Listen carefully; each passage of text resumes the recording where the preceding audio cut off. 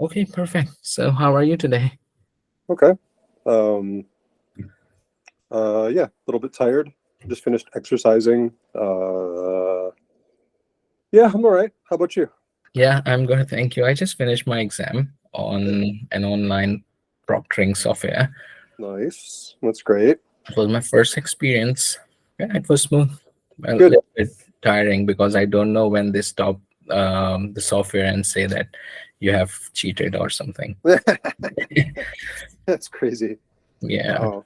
You're a master's student or a PhD? Well, I completed my master's in TESOL from the University of St. Andrews in the UK, and then I Yep. came here for a postmaster's research. So Nice. I'm Nice. on a scholarship called Teacher Training Scholarship, if you have heard about it. That's great. Wonderful. Yeah. So for my research, it's not an extensive research. It's as a teacher, I want to do a research to explore how different experienced teachers like yourself use games in their classroom so that I can learn Sure. from them. Yeah. Sure. Sure. So so maybe let's begin. Of course.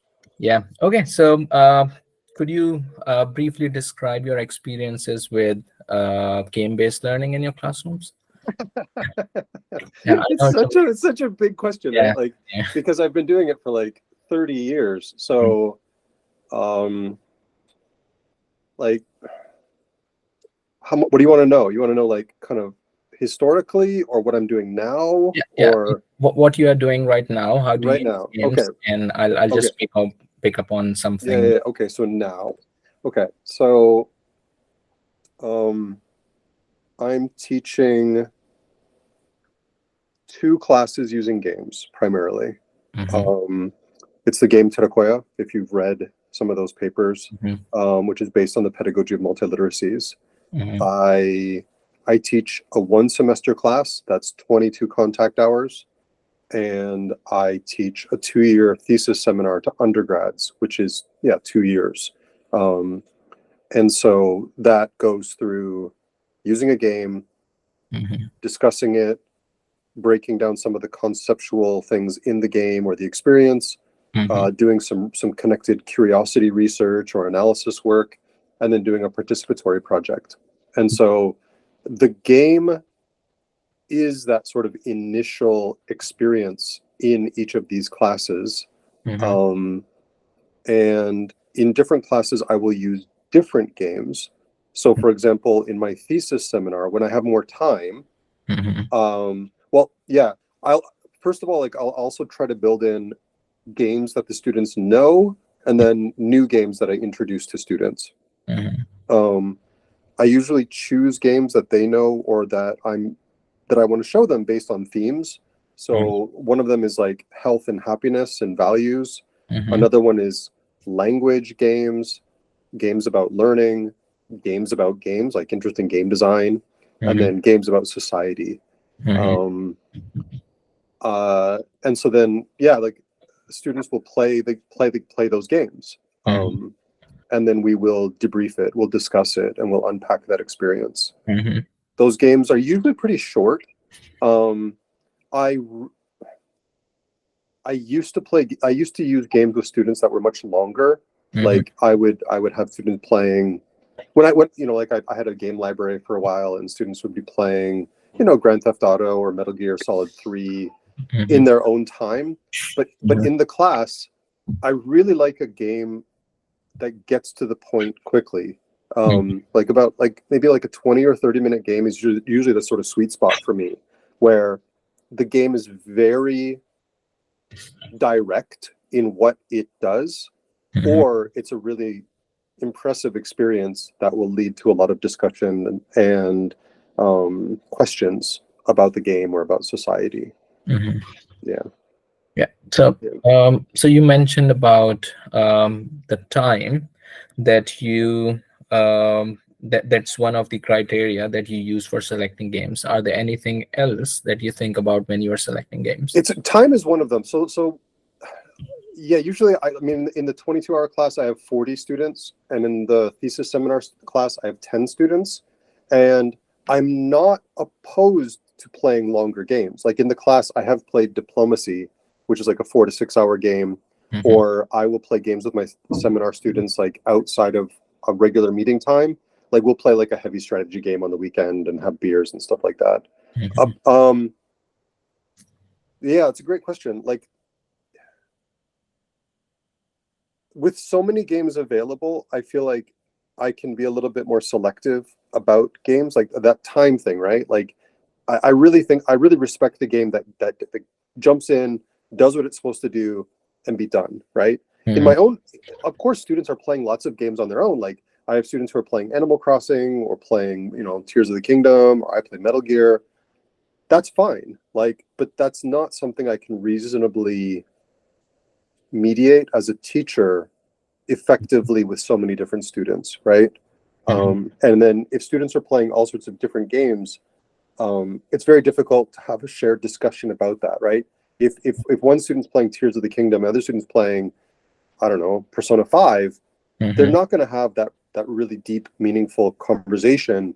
I think it would be a different class, right? So time is one thing. Recently, I really do like playing free games, or at least cheap games. So I'll play like a lot of print and play board games, or games that are on the web, or something that students can make themselves. Because if they're interested, I want them to continue playing the game, right? So for me, cost is not really an issue. I have a research budget. I've bought, hundreds of games. You can see all these games around me. I've bought hundreds of games, but time, cost, because if I'm teaching like that class of 40 students, I do want to provide multiple copies to groups, right? For example, right? And so either we're going to play one big game, like play Diplomacy, or and we use Backstabber for that, like a free app. But I want to be able to provide like 10 copies or 15 copies to the class. And so printing off like Snakes and Ladders, or playing tic-tac-toe, or a simple card game is really useful for me in that context. So you mentioned playing cheap games. So do you think cheap games are as effective as expensive, well-structured games? It's a great question, because like effective is a great word, because like, for example, like there's a free game that I recommended to a student yesterday called Don't Get Fired. It's a free game. It's a free game on the App Store. It's on Android, and it's a game made by a Korean designer that models the frustration of job hunting and starting at the bottom in a company. Okay. Interesting. And you just get fired repeatedly because jobs are shit. They're horrible. Job hunting's awful. And the game is free. Well, that's the thing. Like, I don't know of any big budget game that does that. It's like apples and oranges, right? It's like sort of like AAA versus the indie game as well, right? Where there's a lot of really interesting design in sort of the indie space, or the free app space, or the free board game print and play space, or like Paolo Pedrocini, who runs like at Carnegie Mellon. He has like all these games on his website that are just like, for example, like Every Day the Same Dream. It's a 5-minute flash game about waking up, not having time to talk to your wife, getting stuck in traffic, going to a job you hate, going home, going to bed, and it just repeats. That's the meaning of the game. No AAA game is going. A AAA studio with $100 million could probably make a better version of it. But the 5-minute free flash game made by 2 people gives the message clearer, because I want to use that game as to springboard a discussion about what kind of job do you want? Do you really? How do you balance work and life and family? Because that's the discussion I want to have. And I think a AAA game isn't going to do that, right? God of War Ragnarok is not going to lead to a discussion about health and happiness and work-life balance, right? Right? And so, like, a lot of these big AAA games, they are interesting, right? We could talk about power fantasy, we could talk about capitalism, we could talk about sexism, we could talk about racism, we could talk about interface design, we could talk about language. That's fine, but a lot of these free games do the same thing for free in 20 minutes, right? Mhm. Yeah, Yeah, well, that's interesting that you think about the end product first, and I then do. you I do. look for games. Yeah, that's good. So, S- Yeah. how do you actually align the use of games with Mhm. your learning outcomes?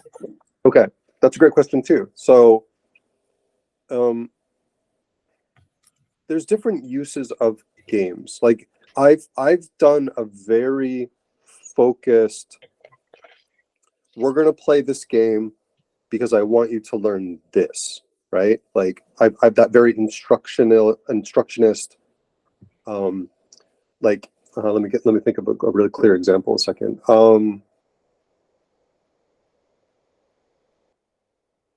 Yeah. So like I've used like Mario Party, for example, Mhm. specifically because there's really interesting vocabulary and grammar in Mario Party, and you see it over and over again. Where it's like, okay, I think that for my Japanese students who don't have exposure to a lot of casual language and a lot of these verbs and a lot of these expressions, Mario Party is a really friendly, easy, repetitive way to Mhm. be exposed to that language, right? Right. Or um, I'll play, Two Truths and a Lie, Mhm. right? Right? I have been to Canada. I have eaten a squid. I have met President Clinton, right? Which one is the lie? Because it practices the I have been to, right? It's Mhm. practices the present perfect. Mhm. I've done that. And I think in a more like conversation school or CLT or high school class, Mhm. I would use those more. But okay, so I've done that. Mhm. But to me, my teaching now is much more about, like humanity and freedom and liberation and curiosity and um like entrepreneurship. Mhm. Like I want to build those fundamental human skills. Mhm. And so for me, that like backwards design. So I want my students to participate in society. I want my students to be curious and answer a question that they themselves come up with. Mhm. Okay, that's where I start. That's the backwards design. Those are the end goals. And Mhm. so for me, any game will get there, right? Mhm. Like I show students like you can teach something, you can make something, you can join an event, you can hold an event, you can call up your politician, you can do an experiment, you can do some field work. There Mhm. are all these like end things that I'm trying to get at. Like the shorthand is just like those 21st century skills, which is crap, but you know what I mean? Like, Yeah. but like I want them to participate. I want them to get out of school. I want them to link school and society. And Mhm. for me, any game will do that, Right. right? Any game will do that, and probably any media will do that. Like I always joke with my students that at the beginning of the semester, I'm like, yeah, this is a class about games. You know what the best game is? We should just go for a walk. Really, like we should just go for a walk. Like let's go for a walk around town, see what we see, take some notes, take some photos. Like the graphics are amazing and it's really interactive and the NPCs talk with you and like real world is the most high fidelity, big budget AAA game you can ever ask for, Yeah. right? But and for me, like the game is like, okay, if I want students to be curious and if I want students to participate, then I need the game to be really stimulating. Mhm. I need it to provoke. I need it to make students think, right? Mhm. And so, like the game that I said about don't get fired, Mhm. right? That provokes people. Like, oh, wow, is job hunting going to be like that? Or every day the same dream. Wow, is my life going to be like that when I'm 45 years old? Or um, I have some games about SDGs over there. Like, oh, wow, like, yeah, like some countries are really struggling with sustainability. Like, I want to provoke people at the beginning so Mhm. that not well, so it kind of breaks the mold in terms of like typical language study. Mhm. Like I joke with students, I'm really forward with students at the beginning of the semester saying like, okay, you signed up for this class. This is not a regular English class. I'm not going to give you grammar assignments. I'm not going to, you're not going to write summaries for me. it's gonna feel a little bit like kindergarten sometimes. It's gonna be noisy. We're gonna color with like markers and stuff, because we're gonna play this weird game, Mhm. and I'm gonna ask you to discuss it. Like, what do you like about it? What do you not like about it? What questions do you have? What ideas do you have? And you're gonna try to find something interesting in there somewhere, right? Yeah. You're gonna find something, and then I'm gonna ask you like, hey, what are you curious about? What do you want to know? And students will say things like, is there a God? How do I become rich? Like, um, what is sex like? And I was like, wow, this is a great question. Wow, this is fantastic, right? And I accept anything, right? Like, oh, what, you want to know if there's a God? How can we figure that out? Because this is something that humans have been dealing with for millennia. How do we find out if there's a God? Mhm. So I accept their humanity, right? So Oh, interesting. So, super you fun.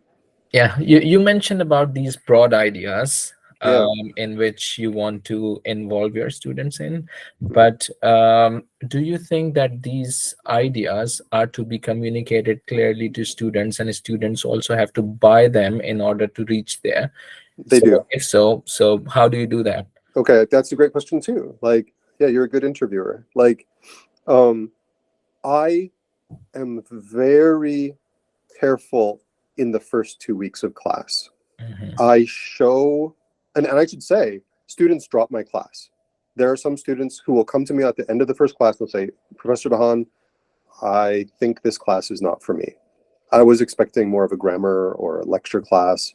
This doesn't seem like a class for me, which is too bad, because actually, if they stick with it, they're going to be doing really deep thinking and really complex language work like down the line.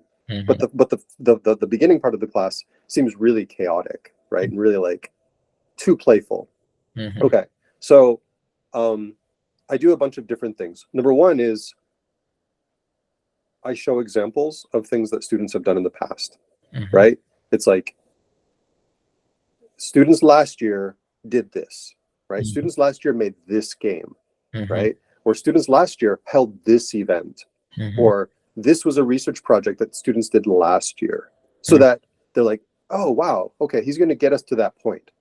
My senpai, the students from last year, they could do it. Mhm. Professor deHaan's going to help me. I'm going to do it too, right? Mhm. So I show examples. Um, the next thing I do is I repeatedly will show them the class sequence, right? Mhm. Like, I think it's in a bunch of my papers, right? Like, you're going to think about yourself, you're going to play a game, we're going to discuss it, you're going to analyze it, you're going to participate, and there's an end goal. I will show them that simple framework Mhm. at the beginning of every class, Mhm. because students will forget. They're taking 20 classes, right? So Mhm. it's like, okay, today you're just thinking about the game. Don't worry about the other stuff. Just focus on the game. So it's like I help them also see the end goal. I Mhm. show them examples. Um, what else do I do?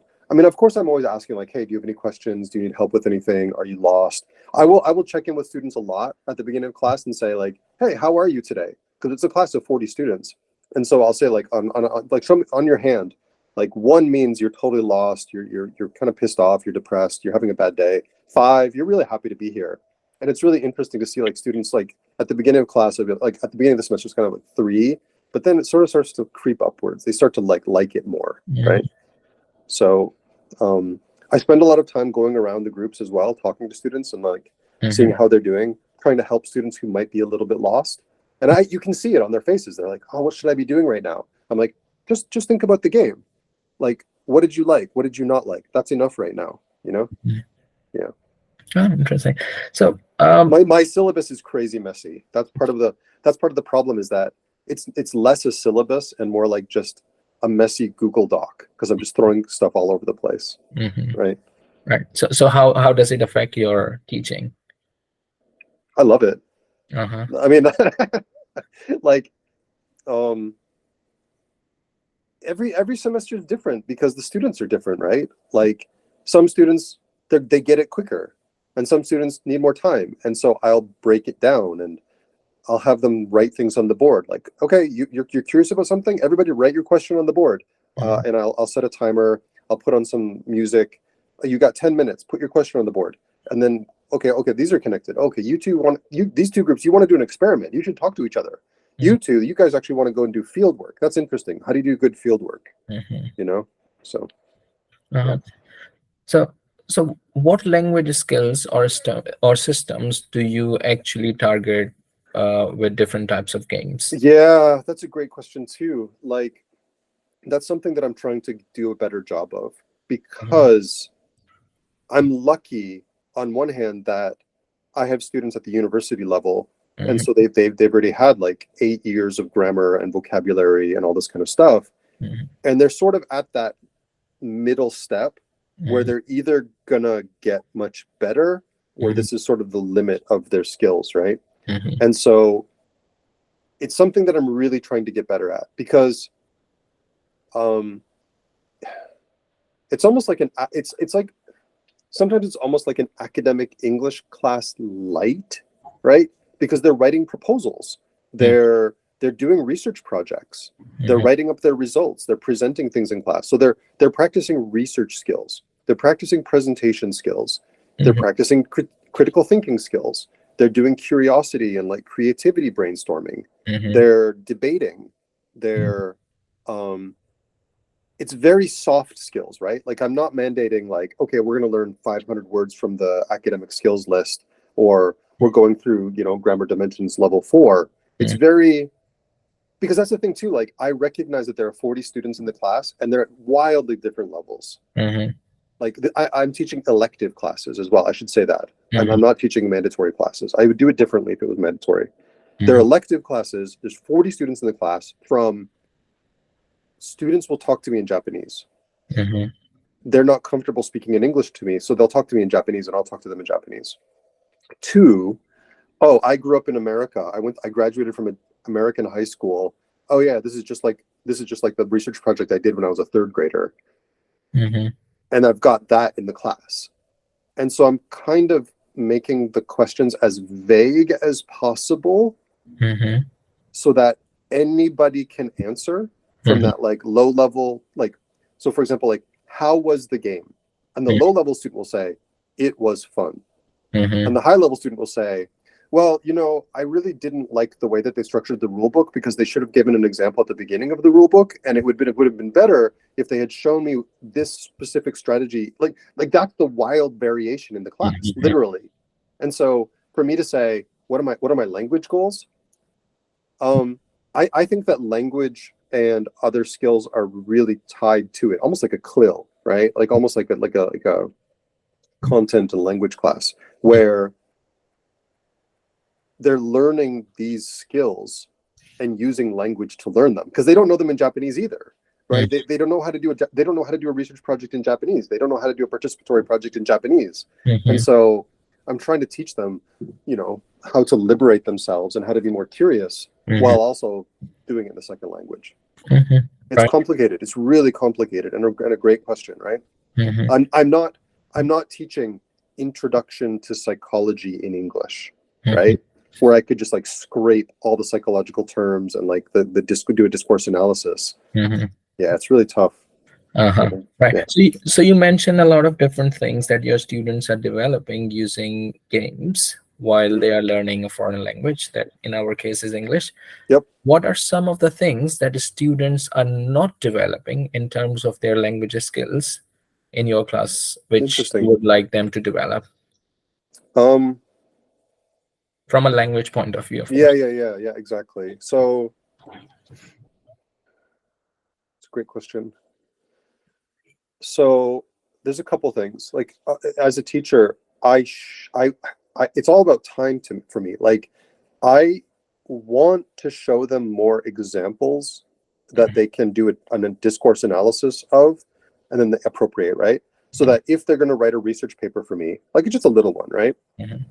I want to show them an example of a research paper and have them like, oh, this is how you start a research paper.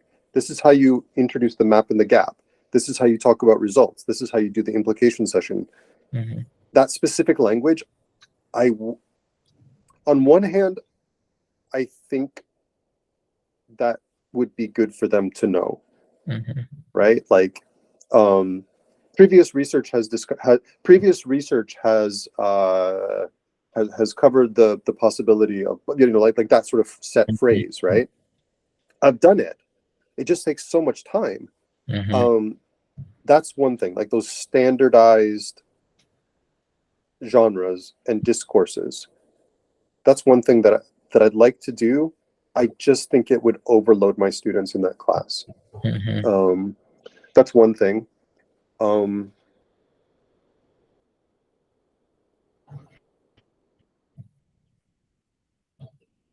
I do give so for example, critiquing, I have my students critiquing things, and I've got like a little worksheet of like what, like, plus, what do you like about it, what, minus, question, exclamation mark, connection. I show them example phrases of how to talk about those things, like, oh, one thing I'm wondering about is blah blah blah, or I'd like to know more about blah blah blah. I think my class could be a little bit better about me quizzing those things, drilling those things, testing those things, seeing if they're using them in their conversations. Does that make sense? Like a little bit more like the functional language of having a discussion. Students can do it. They're doing it. They have to, but it's not as advanced or as efficient or developed as it could be. Yep. Right. Yeah. Okay, let's talk about the kind of games. You have already mentioned quite a few, but I'd like to know, so about, in your experience, do you find physical or digital games more effective for your learners? It's a great question.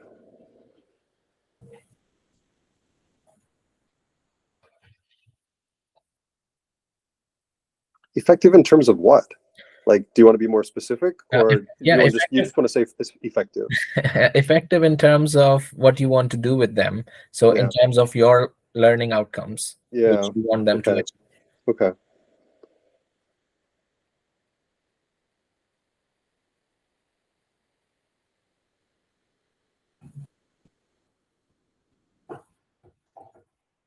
Oh, there's just so many examples. It depends, right?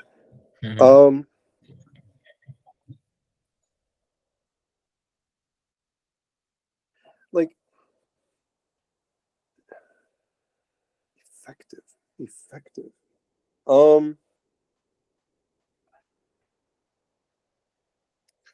Such a great question.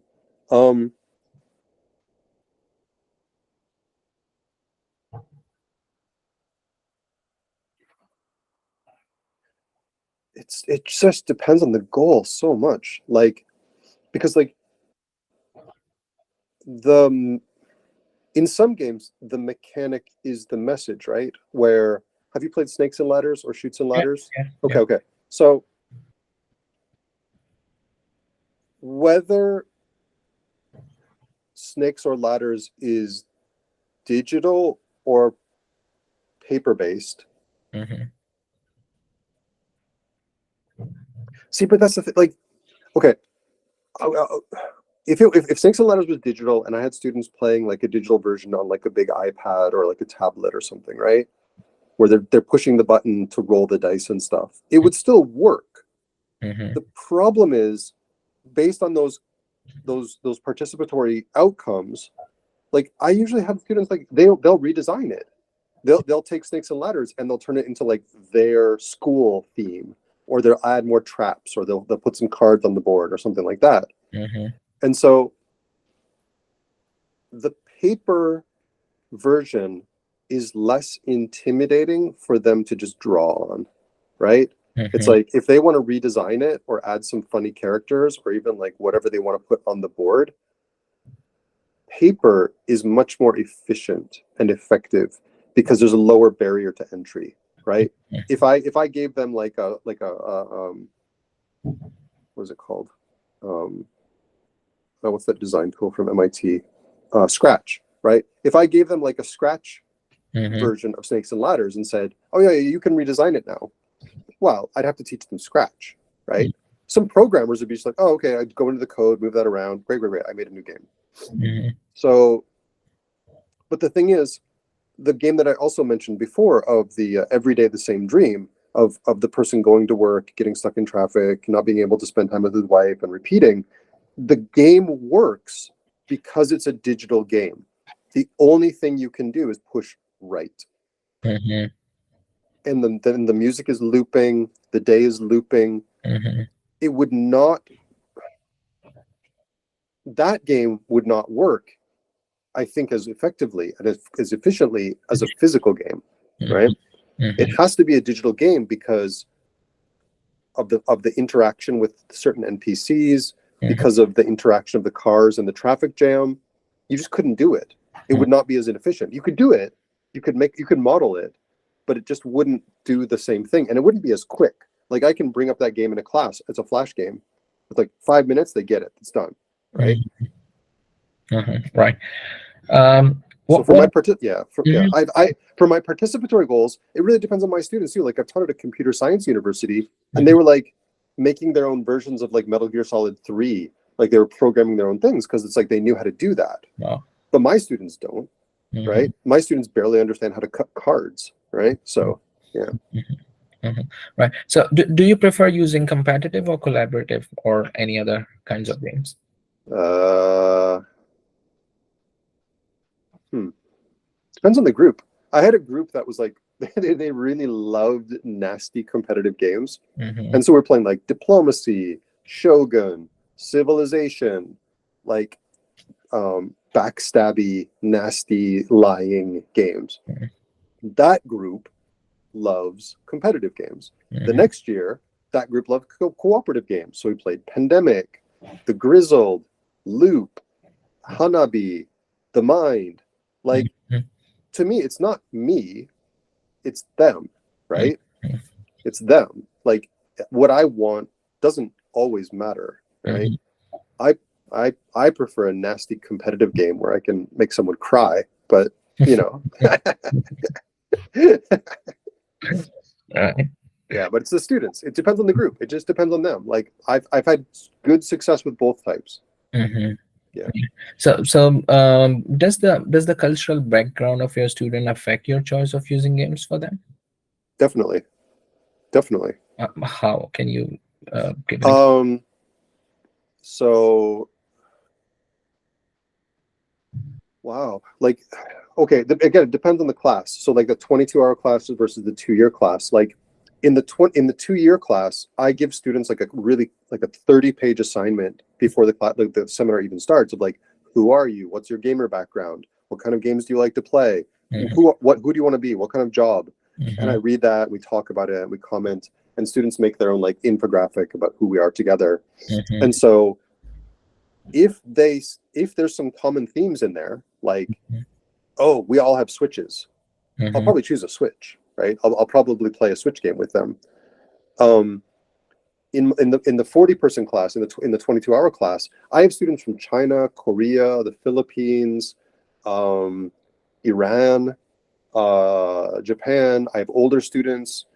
And so for them, I want something that gets at cultural background and also a little bit of variety. Like, I'll even play like rock paper scissors with them, Mm-hmm. because rock paper scissors is sort of like present in every culture, and it's like every culture has their own way of playing rock paper scissors, right? Like rock paper scissors, or Jankenpon, or Rochambeau, or whatever, and where did it come from? Mm-hmm. So yeah, in that class, I want a game that highlights the cultural or personal differences of players. Mm-hmm. I have students in that class who love to gamble. They'll go to pachinko. They'll play mahjong all night. They'll show up in a class in the morning smelling of cigarette smoke and beer, and it's like, all right, we got to do some sort of gambling thing now, right? Let's gamble on rock paper scissors. Yeah, yeah. I see. So from your perspective, are single player or multiplayer games are more suitable for foreign language learners? Again, it depends on the purpose, right? I think that if somebody wants to learn a lot of vocabulary, Mm-hmm. to learn a lot of grammar, probably a single player game played outside of class is fine, right? Like, right? But if the goal of the class is to talk to other people, Mm-hmm. right? and to build up these communication skills and to do research projects and participate in society, then I think a multiplayer competitive or cooperative game, whether digital or board, is the way to go. Mhm. Yeah, right. Um, so what percentage of your courses are constituted by gameful learning activities? Well, what's a gameful learning activity? Yeah, I mean the use of games or the kind of the fun things that you use in your classroom. Like, Yeah, it's kind of a weird question. Like, because, okay, so if I've got 15 weeks, mhm, 1 year, we might play a game for 4 weeks. Okay? mhm, All right. We might play diplomacy for 4 weeks.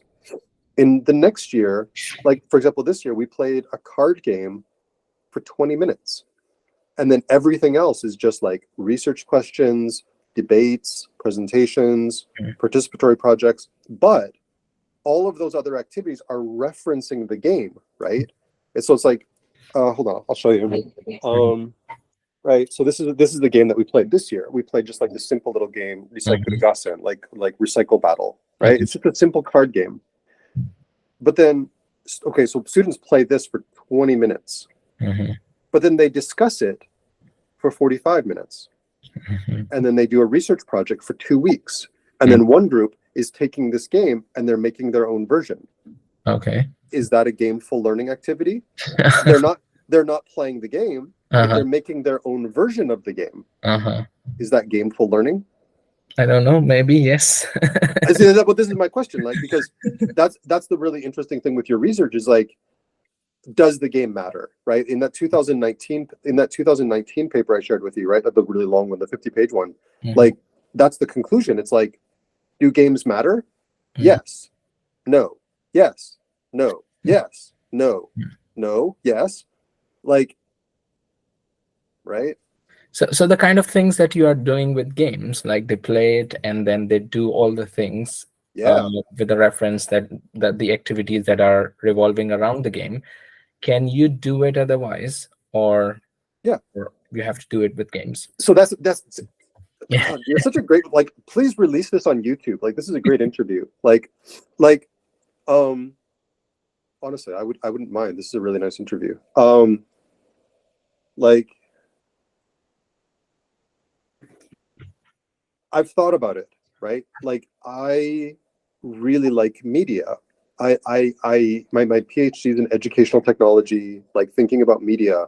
Mhm, Like, okay, what I'm doing is not revolutionary. It's basically like it's this, right? It's Buckingham's like media literacy education, mhm, right? This is where it comes from, right? This and also the pedagogy of multiliteracy is like, you can do this with anything. You mhm, could do this with that. That's why I joke, like, hey, let's go for a walk, mhm, because that's interactive, that has copious language inputs, has feedback, that has NPCs.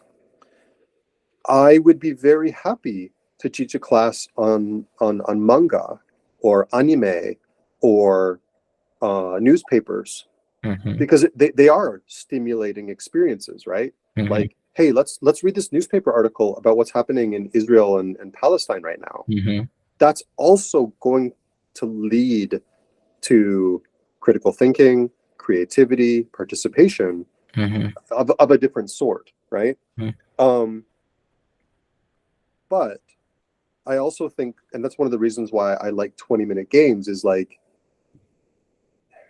you could watch a short film, like a Pixar short film gets at things really quickly. It's like, oh, this is what love is, or oh, isn't it funny how the birds are fighting, right? But with a game, you really do get that embodied experience. You get that, like, oh, I've got some language, I've got some sensations, I've got some jokes with the other player. mhm, It's like that. That's a lot of information in a really short amount of time.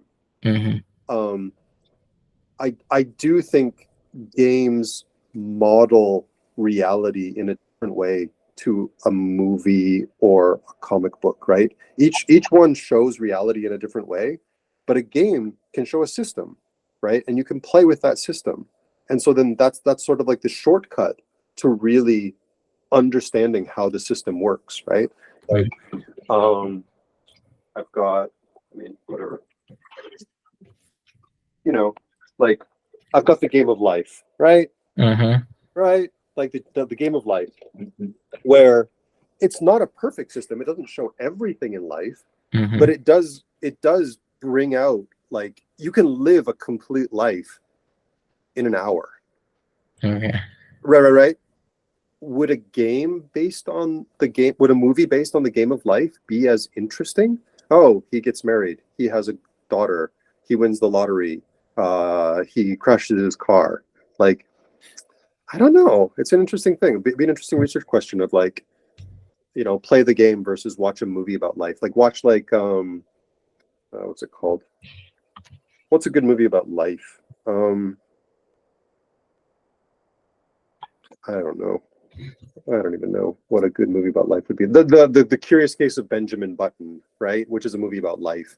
Mm. Like, which would be more interesting? Which would spark more discussion? Playing the game of life with students, or watching the Benjamin Button movie with students? Don't know. Okay. Okay.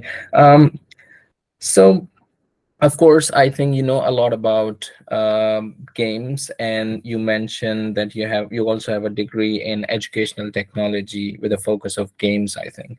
Yep. So I wonder how your background into games help you design your pedagogy where you use games for your Yeah. teaching. Yeah. So yeah, like, my background was quite cognitivist. So I did used to think about games as these sort of like content delivery machines, or, okay, if you want to learn a lot of vocabulary, you should play The Sims, or Mhm. if you want to learn yes no questions, you should play 20 questions, right? Mhm.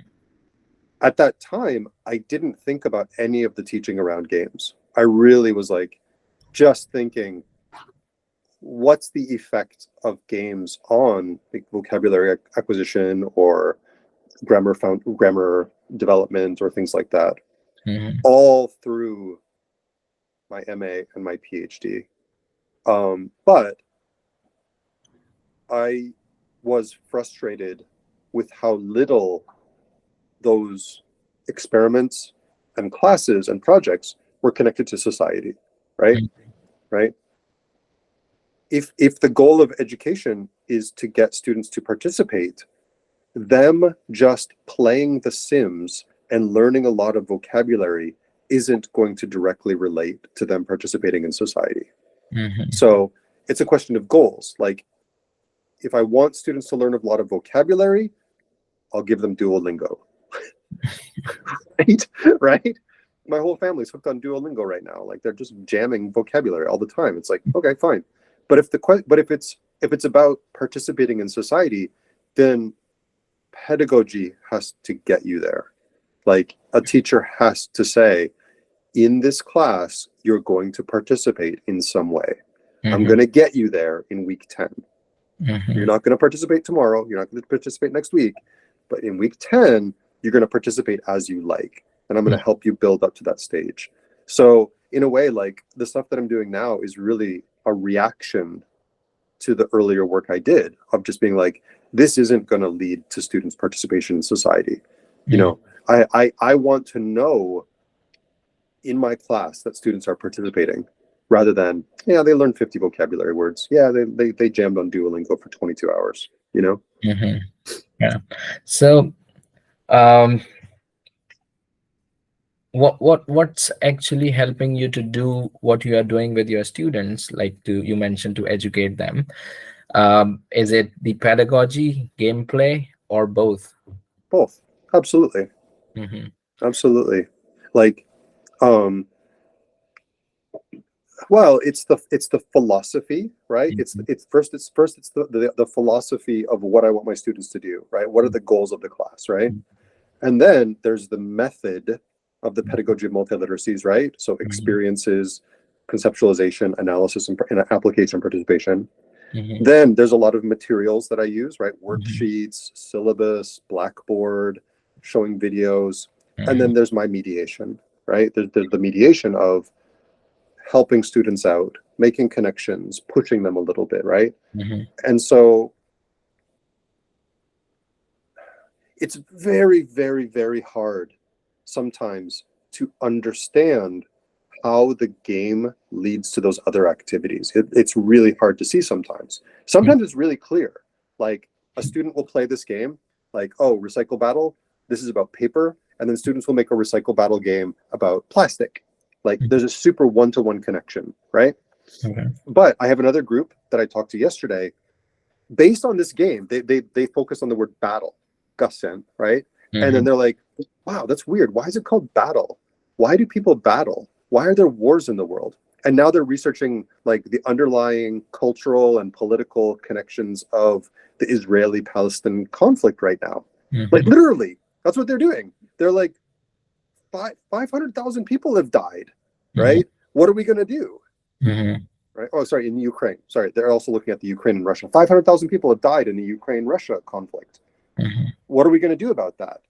And so one group is making a card game, and the other group is thinking about how to protest Russian aggression Okay. with the same game. Mm-hmm. I don't know. Like, I can't design that, Mm-hmm. right? But I'm very open to like, oh, you're curious about that? Okay, go do that. Mm-hmm. So can a teacher without the knowledge of gameplay or technology can do what you are doing in your classroom?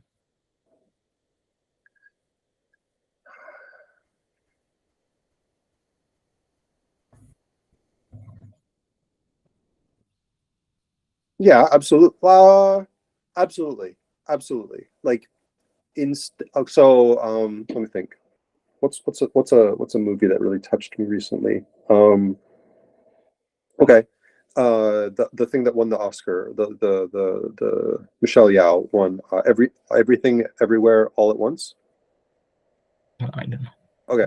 Okay. So it's a movie, right? It's a Right. movie about a woman trapped in a life that she doesn't particularly handle well. But Mhm. it's a fantasy story. It's a multiverse, and she unlocks her powers, and she falls in love. Yeah, I could show. That's a 2 hour movie. I could show the movie, half of the movie on day one, half of the movie on day two, and then we could talk about it. Mhm. Right? Are you happy with your life? What would make you happier? And then students might research happiness and happiness states and all this kind of stuff. Yes, I could reach the participatory goals using the method, the mediation, and the materials of what I'm doing now. Mhm. Sure, yes, Right. of course. And people are doing that. Not everybody teaches using games. Like people are teaching using, anime and manga and Mhm. YouTube videos and Mhm. Instagram culture and all this kind of stuff, right? Mhm. Yes, I could do it. Mhm. Right. So But I just but I know more about games. I know more uh, about games than I do about movies, right? And mhm. like I have 1,000 games in my office, and I can, if somebody walks in and goes, I want a game about recycling, I'm like, oh, here it is, it's right there, right? I want a game about nuclear war. I wish But your university was in Osaka. well, come and visit. Come and visit. Seriously, come and visit Yeah, sometime. I would love to. Of course, come and observe my class if you want. Whatever. Sure. Thank you so much. I just have a few questions related to your personal connection to games. Did you play a lot of games as a child? Yeah, Uh-huh. yeah. Like, and that's part of it. Like, um, I mean, I think everybody does. Everybody like not like whatever, but like people play tag and hide and go seek and pretending to be an animal. Like Mhm. I used to go outside and make forts and tree forts and pretend to be an owl and things like that. And Mhm. then, but I was also playing. So like yes, I played a lot. I played outside a lot.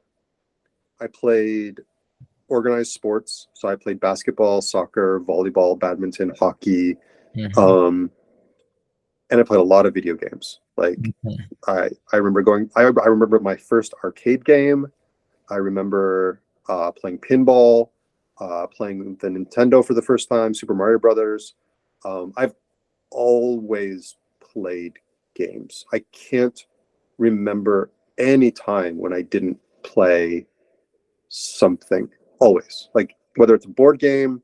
Mhm. I did Model United Nations, so I was doing like role playing. Mhm. I was playing sports. Like I'm 47 years old. I'm sure I've played games for my whole life, right? Yeah. Like it's my hobby. It's my hobby that I love and hate. Like I love games and I hate games, and I'm just looking for good video games. That's part of the disappointment. Like I think a lot of video games are really crap, right? So I'm looking for better video games now. So this means you still play a lot of games as a hobby. Yeah, like yesterday I played Shadowrun Returns, and I also played DEF CON for a while last night. And today I'm going to play Just Cause 2 when I get home tonight. So as you play new games, how does that inform your pedagogy of language teaching?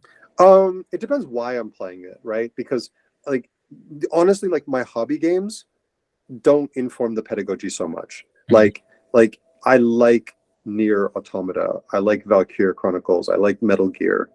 Those don't really affect my pedagogy, though there are connections. Like for example, one student that I had, he graduated and ended up working on Valkyrie Chronicles 4. Like another student is a big fan of Nier Automata, and so we talk during class like, oh yeah, like what did you think of Pascal, what did you think of this? Or like students will be like, yeah, I want to turn Metal Gear into a board game. I'm like, yeah, me too, let's do it.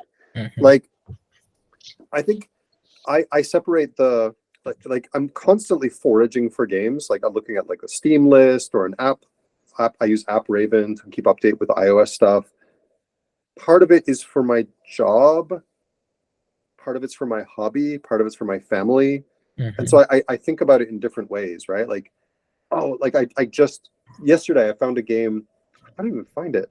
It was through Google Scholar. Like I was looking at conversation games, and then a university in Holland put together like a campfire conversation game about emotions. I'm like, wow, this is great. Okay, bookmark, print.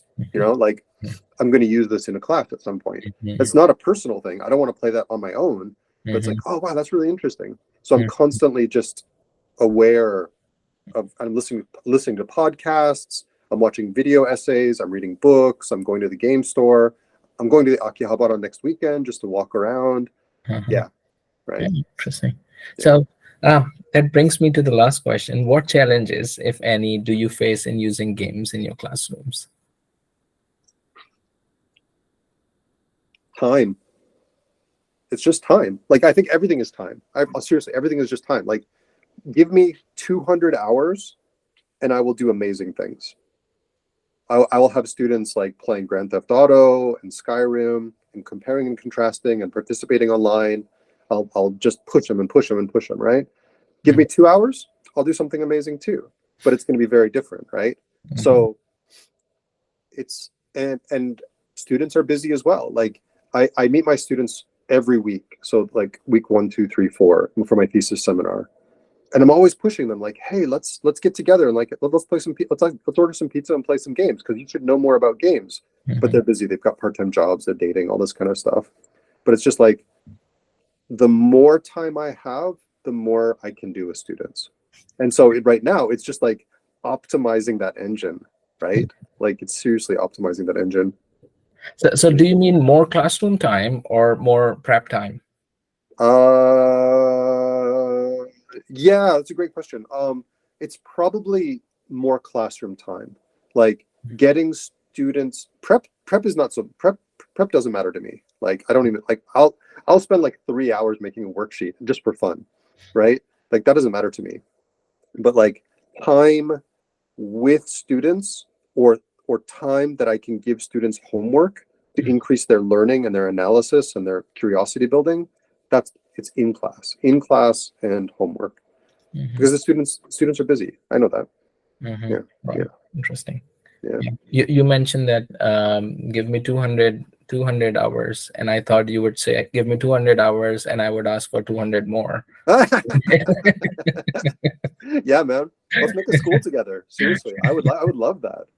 Wow, Right. 400 hours of the game Terakoya, man. I would change the world. I would stop the war. I would stop the war in the Ukraine. Right. So I have no further questions. Is there anything else you would like to add regarding your experiences with games and foreign language teaching? It's just complicated, right? Like I've talked about it like a little bit. Like it's just a literacy, right? Like you asked some really great questions about like pedagogy literacy, educational background literacy, game literacy.